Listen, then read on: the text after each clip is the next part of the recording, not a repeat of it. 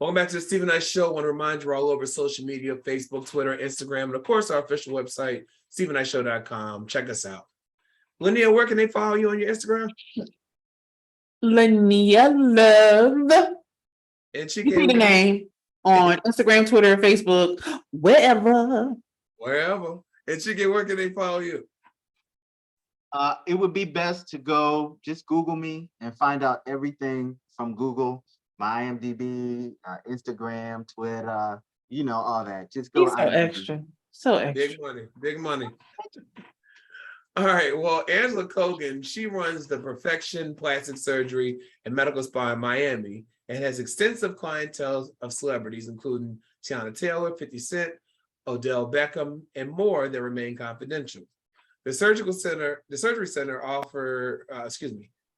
center owner made the startling revelations about recent trends in plastic surgery in an exclusive interview on Wednesday, and did not shy away when it comes to their details behind people getting their work done. At the moment, she says, we are seeing a major shift in men getting plastic surgery. Men have really stepped up and getting way more surgery than we think. Now, in 2019 report from the American Society of Plastic Surgeons revealed that more than 1.3 million cosmetic procedures were performed on men than in 2018 alone, representing a 29% increase since 2000. More men are getting more work done down there in what reports call the daddy do-over trend. The reports calls the trend the daddy do-over, as many men are seeking to have work done after starting families in their 30s. She goes on to say that penis enlargement and abs sketching are trending among male patients. So, obviously BBLs became very popular in recent years, but they're saying that now women are looking for a more normal, body type. So they're still getting the procedures, but not getting the huge, booties and all that kind of stuff. But they're still happening, but they're happening at a lower amount. But they're saying that it's now 50-50 with men getting penis enlargement surgeries and ab sculpting, as well as women getting their work done. Linnea, are you surprised that men are now going under the knife? I am not surprised. I just want to say this real quick. How is it confidential if she name dropping? I just don't get it. It's not confidential if you're dropping. So, I will say this. I think like some months back, I heard about dimpleplasty where people are getting dimples. If they don't have dimples, it's like, really? God didn't bless you with a dimple, so you're gonna listen. There's only one type of surgery I would like. That's just lipo. Get this fat up off me. I don't need nothing else. Nothing else. But I just, it's interesting how these women, because, the women have gone completely crazy with these BBLs and stuff like that to look the same. Y'all look the same. Yeah. And then you're killing yourself because y'all out here looking like that. The thing from the Ant movie, nothing matches. Mm-hmm. And but whatever floats your boat. And these dudes out here, I seen the ab thing. I seen that. Mm-hmm. You know what? God bless y'all. God bless you and Godspeed. Chike, were you surprised by this study that shows that it's now 50-50 the percentage of men to women getting these surgeries done? I am not surprised. Everybody wants everything quick, fast, in a hurry. Again, the word microwave. They want everything fast. And one of the things that I think about is what happens as you age? What happens as your body progresses naturally as it's supposed to, but now you have these fake parts, or now you have parts removed that aren't there that are supposed to age with the rest of you. So your stomach is going to be 35, but the rest of you is going to be 72. Like, how does that work? What does that look like? And the other thing is, which I've heard, because I'm one of the things I obsess about is our plastic surgery stories.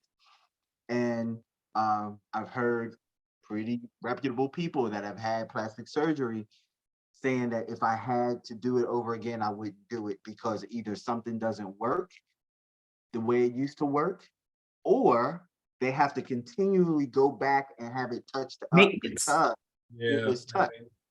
So getting these boobs every 5 years or 10 years, you got to go get them tuned up. Who got time for that? People going in for rhinoplasty, which is the nose thing. Yeah. Stop your nose from running now, where you could just go. Before, you can't do that now because there's no catch. Why? Why even do that?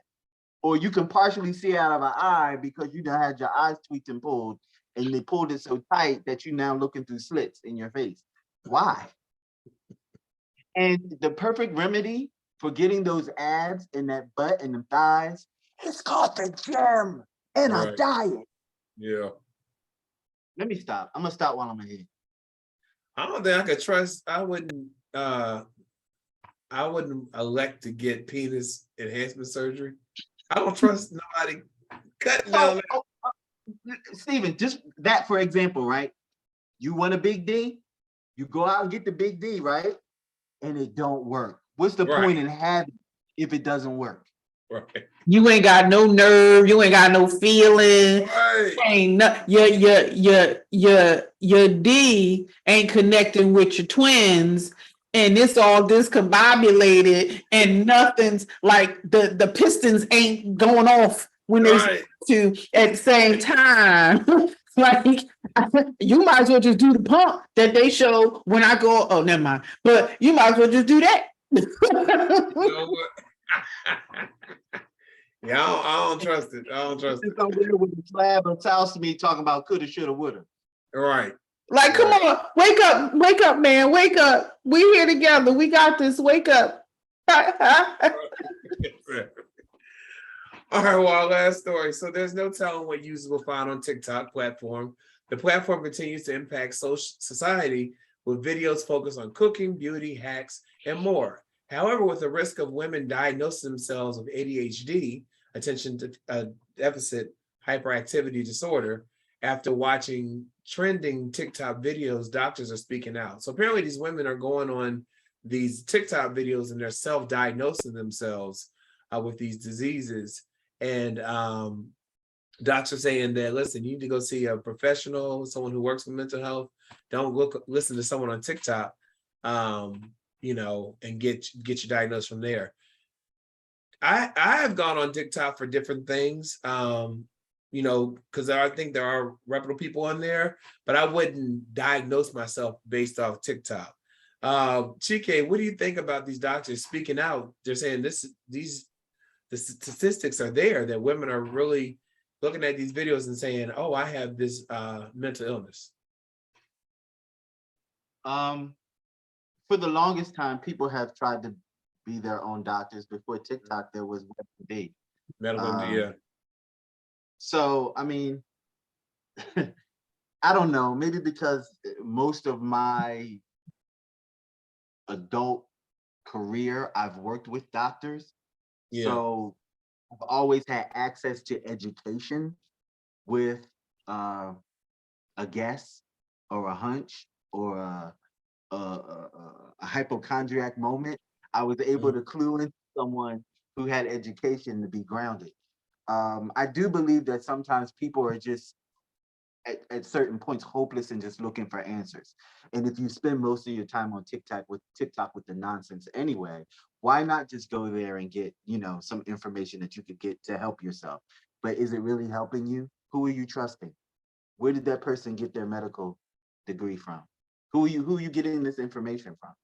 The same person that taught you how to pop it, tap, tap, mama, tap, tap, you ain't got your information from that person? Come on. Like, go to. Linnea, what do you think?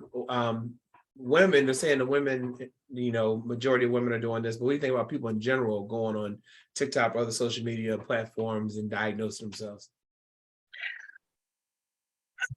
If you really want to know what's wrong with you, go to a doctor.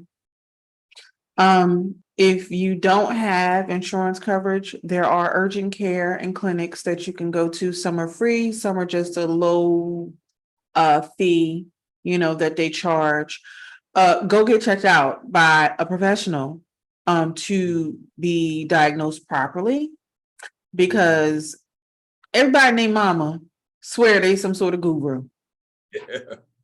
I can talk all day long, but I am no guru, and I'm not gonna tell people what to do.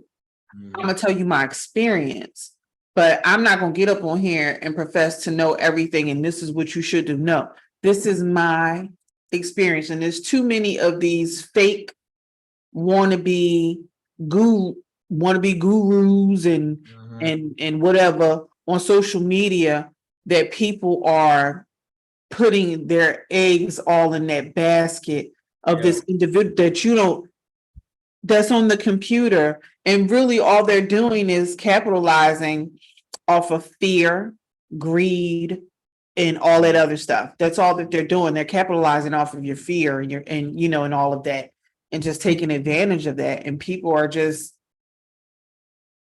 zombies to it. It's like, I'm gonna listen to you because I'm good. Right. I have a doctor. Can I just say this from the medical community too? As an adjacent point to that one, even when you go to a reputable physician, right? He's not God or she's not God. You don't take their word as from on Mount High. You take the doctors and you go get a second and sometimes third opinion to level that out. Yep. There's some people out there that just do whatever their doctors say because they're a doctor and they said it. And they're on like 10,000 pills, because the other part about it too is it's a business and they trying to sell you something. The rep was in the day who just sold him these pills. They got a deal. They got to get rid of these pills so they can make a quota. Think about stuff like that. Sometimes when someone's pushing stuff your way, it may not necessarily be for you. Yeah. Just beware. And I agree. And you got to remember, people were out here drinking Clorox because they thought it would get rid of COVID. Exactly. Yeah.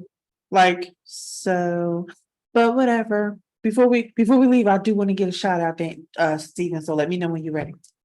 Please do. Real quick, I want to talk about, I just finished watching this series on Hulu called Dope Sick with Michael Keaton. And it talks about how the what's it called? Oxycodone? Oxycontin. I'm sorry. How the companies had lied about the addictiveness of the drug. How all these doctors were pushing these drugs on their patients. It literally, Michael Keaton, his character, became an addict himself because he got in a car accident and the doctor prescribed it for him. So I agree. It is important to have your healthcare provider and get your second and third, opinions. Due diligence. That's what it is. People don't want to do their due diligence. Yeah. And you just want to. Yeah. I know both you have shout outs, so I'll let you go first, Linnea. I had the opportunity to be a production assistant on a project this past weekend called No Place is Home. Shout out to Dina Laura and Gabby Faye. I love both of them. Thank you for having me. And also, I need to shout out my boyfriend. He is going to be a G-pop. He's my sexy pop. His grandbaby is coming next month. Oh, wow. So congratulations to his daughter, Anaya. Congratulations. Chika, I know you had a shout out. Yeah, I want to give my condolences and heartfelt prayers to our brother Vaughn Scales. Lost his mother last month.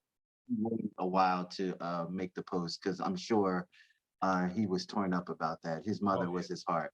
Yeah. If you don't know who Vaughn is, the husband of Trina Braxton, who happens to be a cool brother of mine and Steven's. Vaughn is he's a very good friend to the show, and he's a good friend, period, in life. Shout out to the Scales family for the loss of their matriarch. Absolutely. Our thoughts and prayers are definitely with his family. That's a hard loss, we all know. Well, Mhm. listen, I want to thank you for Hot Topics. Glad to be back. And when we come back, we have our interview with Antonio Ramsey. He has a new album out. Check it out. We'll be right back after this.